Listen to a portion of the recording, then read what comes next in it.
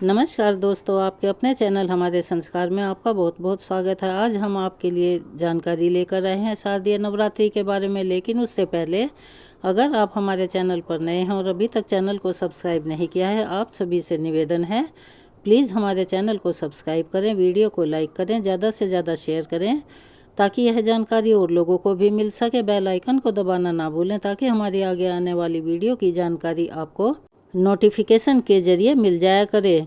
Comments box में जय माता दी लिखना ना भूलें। तो चलिए शुरू करते हैं। इस बार शारदीय नवरात्रि की शुरुआत गुरुवार के दिन हो रही है।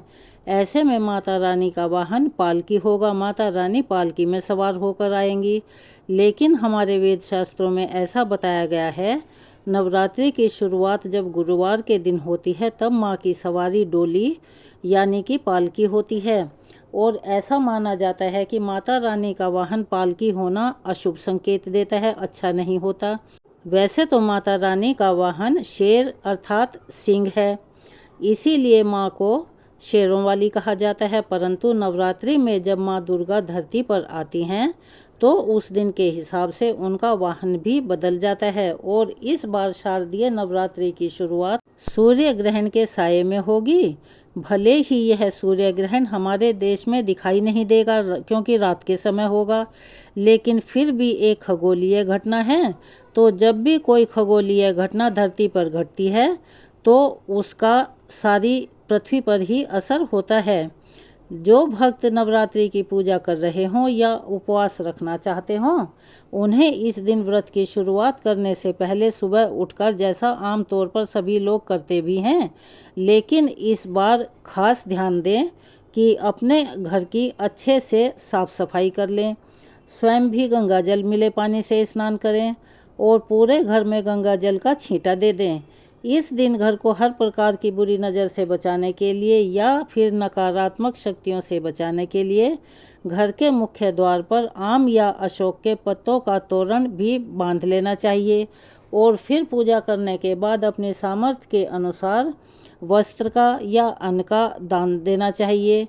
ऐसा कहा जाता है कि ग्रहण के बाद सभी लोगों को कुछ न कुछ दान अवश्य करना चाहिए, भले ही ग्रहण अपने देश में दिखाई दे या न दे। इस बार का ग्रहण रात में ही शुरू होगा और सुबह तड़के जल्दी खत्म हो जाएगा। फिर भी यदि आप चाहते हैं कि इस ग्रहण का कोई दुष्प्रभाव आपके जीवन पर या आपकी संतान के जीवन पर या आपके घर पर या कार्यस्थल पर ना पड़े, तो आपको शारदीय नवरात्रि के पहले दिन यह काम जरूर करना चाहिए। चलिए हम आपको बता रहे हैं कि इस बार शारदीय नवरात्रि की शुरुआत कब से हो रही है और शारदीय नवरात्रि कब समाप्त होंगी। कलश स्थापना यानी घट स्थापना का शुभ मुहूर्त क्या रहेगा, अष्टमी और नवमी तिथि कब है और कलश विसर्जन और दुर्गा माता का विसर्जन करने का शुभ मुहूर्त कौन सा रहेगा। साल 2024 में शारदीय नवरात्रि की शुरुआत 3 अक्टूबर गुरुवार से हो रही है और नवरात्रि की समाप्ति 12 अक्टूबर शनिवार को होगी।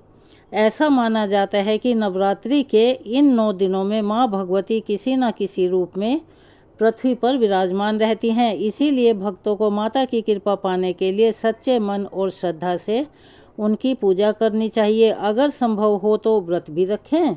प्रतिपदा तिथि प्रारंभ होगी 2 अक्टूबर बुधवार की मध्यरात्रि 12:20 से और इस तिथि की समाप्ति 3 अक्टूबर गुरुवार मध्य रात्रि 2:58 पर होगी। और नवरात्रि का यह पहला दिन होगा 3 अक्टूबर गुरुवार को, जिस दिन माँ शैलपुत्री की पूजा के साथ ही कलश की यानी घट की स्थापना की जाती है, क्योंकि यह पहला नवरात्रा होता है। चलिए अब हम आपको बता रहे हैं कलश स्थापना के शुभ मुहूर्त के बारे में। अगर कलश स्थापना शुभ मुहूर्त में की जाती है तभी स्थापना का पूर्ण फल प्राप्त होता है और की गई पूजा भी माँ के द्वारा स्वीकार होती है। तो इस बार कलश स्थापना का मुहूर्त 3 अक्टूबर गुरुवार को सुबह 6:15 से 7:22 तक रहेगा। अभिजीत मुहूर्त सुबह 11:46 से 12:33 तक रहेगा। इस बार शारदीय नवरात्रि की तिथियों में कोई भी गड़बड़ नहीं है। नवरात्रि के 9 रूपों की पूजा करने के लिए सभी भक्तों को पूरे 9 दिन का समय मिलेगा और नवरात्रि का दूसरा दिन 4 अक्टूबर शुक्रवार को माँ ब्रह्मचारिणी की पूजा के रूप में मनाया जाएगा। तीसरा दिन 5 अक्टूबर शनिवार माँ चंद्रघंटा की पूजा की जाती है। चौथे दिन 6 अक्टूबर रविवार को माँ कुष्मांडा की पूजा होगी। पाँचवें दिन 7 अक्टूबर सोमवार को, जिस दिन माँ स्कंद माता की पूजा का विधान है। नवरात्रि का छठा दिन 8 अक्टूबर मंगलवार माँ कात्यायनी की पूजा के रूप में मनाया जाएगा। सातवां दिन 9 अक्टूबर बुधवार माँ कालरात्रि की पूजा होगी। आठवां दिन 10 अक्टूबर गुरुवार, जिस दिन माँ महागौरी की पूजा की जाती है। नवें दिन 11 अक्टूबर शुक्रवार, जिस दिन माँ सिद्धिदात्री की पूजा की जाएगी। और नवरात्रि का 10वां दिन यानी कि 12 अक्टूबर शनिवार को नवरात्रि व्रत का समापन होगा। इसी दिन नवरात्रि व्रत का पारण दुर्गा विसर्जन और कलश विसर्जन से किया जाएगा।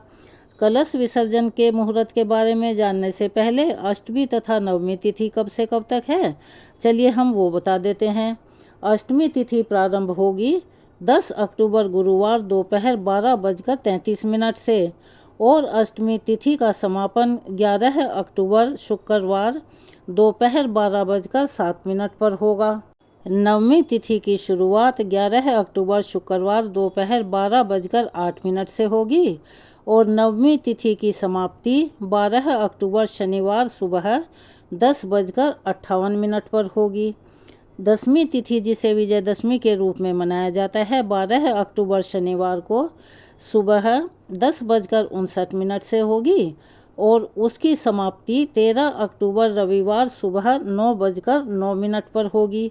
नवरात्रि व्रत में कलश विसर्जन या दुर्गा विसर्जन हमेशा दसवीं तिथि को शुभ मुहूर्त में ही करना चाहिए।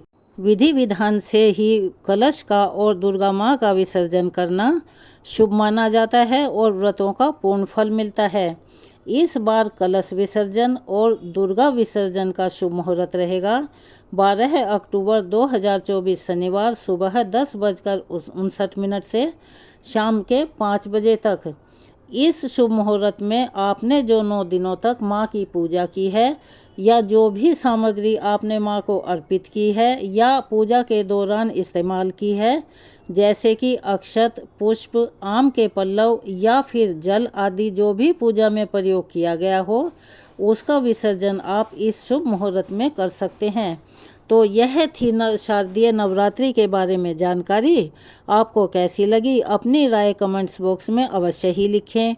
हमारे चैनल को सब्सक्राइब करें, वीडियो को लाइक करें, ज़्यादा से ज़्यादा शेयर करें, बेल आइकन को दबाना ना भूलें ताकि हमारी आगे आने वाली वीडियो की जानकारी आपको शीघ्र ही मिल जाया करे।